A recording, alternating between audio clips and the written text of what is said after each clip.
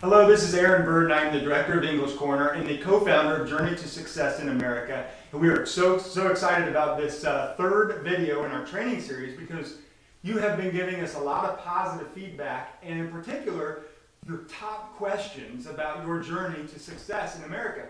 And the ones that we've got back recently are about how do I write that resume that gets the attention of that job that I want, and those people who are going to give those jobs away, so that it surfaces to the top of the stack.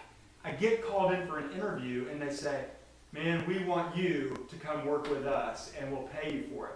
Well, I am so happy and delighted today because we have the other co-founder of Journey to Success in America, Gary Umphrey, who is an expert in that particular field of writing resumes, getting interviews, what to do at an interview, and landing that dream job. So Gary, welcome. Hey Aaron, I'm glad to be here. Glad to be part of this project also. I spent about 30 years in the corporate world. 25 of those years were with the same corporation. I had the opportunity of working for a Fortune 500 company. I even at one time worked for the largest company in the world, insurance company in the world, from Munich, Germany, which was very interesting. Made a lot of friends. My wife and I got to travel a lot of different places. It was a great experience. And I enjoyed the corporate experience. But what a lot of people don't know is what my job was. My job was to hire people. And so each month I would go through 100 resumes, and I would pull out what I believe was the best 30 resumes from that 100. And from those 30, I would find 10 what I believe was qualified people to interview, to bring them in and sit down and interview with. So the information we're giving students is more than just advice. Advice is great, but we're giving them experience. We're working from the area where we've seen resumes. We know what resumes stand out, what don't, and we know how to get an interview. I told him, wouldn't you love just to sit down with Gary for a half hour and say, help me write this resume? And today the world is crowded with people, it's crowded with resumes. How do I get mine to surface to the top? Is there a secret formula? Or do I put it in red? Or what color of paper do I use? Do I put it in a notebook, online, hard copy? Well, you've been in 30 years in the corporate world, just sifting through resumes as one of your primary areas of responsibility and getting people their dream jobs. Is there a secret formula? Aaron, I wish there was a magic formula, but I don't believe there is one. I don't believe people have one, but there are things that make your resume stand out, that give you a better advantage to that. And just to tell you about a couple things that they need to do that they can do today if they want to improve your opportunity for a job, and that is to start today. Believe it or not, some students leave that off. If they're going to graduate in 4 years, they wait the 4 years and then they begin that job search. Need to begin today. Don't wait. Start that today. Start going through the networking, the LinkedIn. Find out how you can get in front of American people and begin talking and begin conversation. That's so critical that they start today and they don't wait till tomorrow. So I see this all the time. I'm sure this is what you're referring to. Like if they're in undergrad or university or getting their PhD or whatever degree, they wait until they get to the job fair or close to graduation before they start looking for a job. Or they're in a job, they're 30, 40, 50 years old, and they wait until they hate their job before they find another job. And you're saying you need to begin the process before that point. Today, start the process today. There's one other thing too that we could give students today that if you really want to get ahead in this process, is that is solve a problem. All right. When people would come to interview with us, it was I want a job from you. But those people who came and sat in front of us and began to tell us about how they solve problems, those were the ones that we looked for in resumes. We were looking for people that were going beyond what happened at school to look for problems in their industry or other industries and begin to solve problems. Those resumes went from the bottom of the stack to the top. Those were the people. Whoa. Did you hear that? Bottom of the stack to the top. Could you say that again? Yes.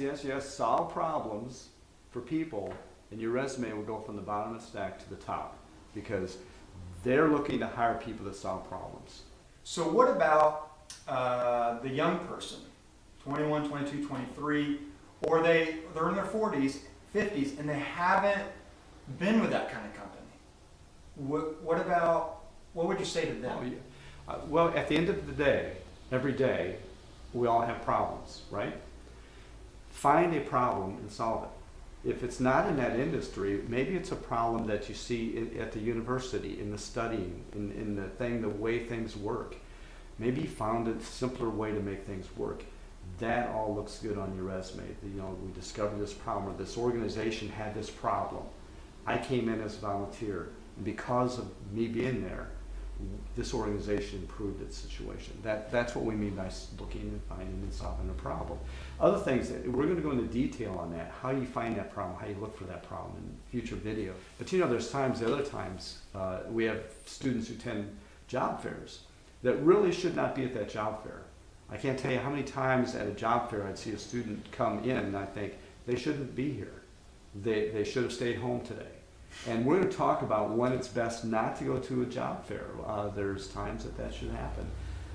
We're going to discuss other things like what's more important in your grades. Everybody wants to get good grades, and that's a great thing. Grades, but there is one thing that will trump, that is bigger than all the grades you get. And we're going to tell students what that is. And one thing that's going to be interesting in the future we're going to talk about is we've always heard, never quit, always keep at it. There's times when it's best to quit. It's times where you need to quit. And we're going to talk about when those times are, because I think that's some of the most valuable information, is when to quit and when to hold on. Talk about that too. So. Well, if the audience is anything like me, I'm dying to know what that one thing is and those other things in the future videos are going to be. But let's just summarize so far. Okay.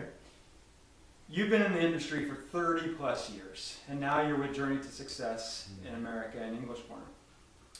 And you're trying to help them land an interview which could potentially get them a job. Correct. Their dream job. And the way to do that is to somewhere put on your resume that you're solving problems, hopefully that are similar to the corporation or to the place that you're applying to. Doesn't have to be the same one, but something similar. Is that accurate? That's correct, yes. Okay. Right there is absolutely critical. You got to get that on your resume. And more than likely, they're going to get a phone call that says, will you come in for an interview? Because you're not going to get a job just based on your resume, right? Now you're at the interview stage. What else can I do, or is it stay with the problem? I've heard about likability. You've talked with me about that off camera.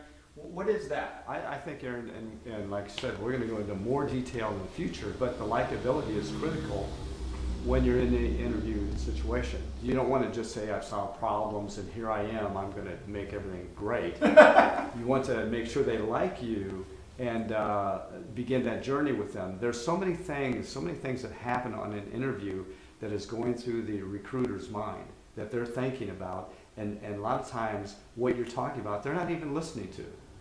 What you're saying, they're not even listening to. They've already got these preconceived ideas on what they're looking for. And if you just keep talking, you may hit on those, you may not. But what you need to do is know, what is that recruiter thinking? And when you walk in that door, what should you look like? What should your appearance be? I know that everybody wants to dress a certain way and act a certain way, but is that really the proper way you should dress and act for that interview? We talk about those things too. Well, I can't tell you how many times we've interviewed people, whether it's at Journey to Success in America or English Corner or other organizations that we run, and I'm hearing what you're saying. They get in there, and at the end of the day, there's just not the likability. Like, they've solved these great problems, and they would solve problems at our organization, but they come across as arrogant or selfish or look at me attitude. And the way I've always heard it put is there's two kinds of people that always enter every single room. One kind of person is, here I am, like at an interview. Right. Look at me. And the other one is, oh, there you are. How can I serve you? And is that what you're saying? That's what I'm saying, Aaron. That's exactly what I'm saying. And when that person walks in there and you understand that, you want to work with that person, because I'm looking as a recruiter, can I work with that person? Can I get along with that person when there's problems? And if that person comes in and I feel that I can't, even though I'm not supposed to, more than likely, I'm not going to hire that person. Well, it's been a real treat to have you here, Gary. I know you've been there for 30 years doing this. I wish I'd had you 15 years ago, but I'm going to use this if I ever need it. And we just want our audience to know that we're going to be sending them more videos like this, but far more in depth. And really the next video, we're only going to send out 2 times per year. So you're going to want to be on the lookout for it and not miss it, because that video unlocks all kinds of other videos, as well as articles and interviews like this that go far more in depth, where if you're wanting to master your journey to success in America, or master your journey to success after you leave America with your English, then you're going to want to look out for that video.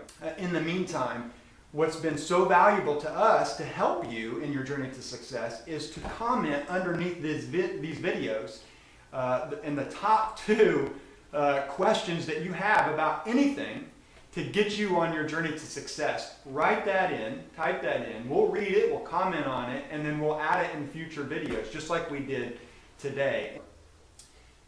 Is there anything left that you want to say to our audience while you're here? You know, Aaron, you're as excited as I am about this journey that these students are on. We feel this is important. We feel we have information that is so valuable that will give them the step ahead. That's why we're doing this, right? That's exactly right. We have other things we could have done today, but this is valuable to us, and I believe it's valuable to them, important to them. I think they need to take advantage of it. I couldn't agree more. We love hanging out with you guys, Right. and we want to give you all the value we can give you, because we've seen a lot, especially Gary here with his expertise, and we feel like it's our obligation to give you everything we can and hide nothing, so that you can have a better journey in your success in life. So until then, design a life that matters, do work that matters, and enjoy your journey to success.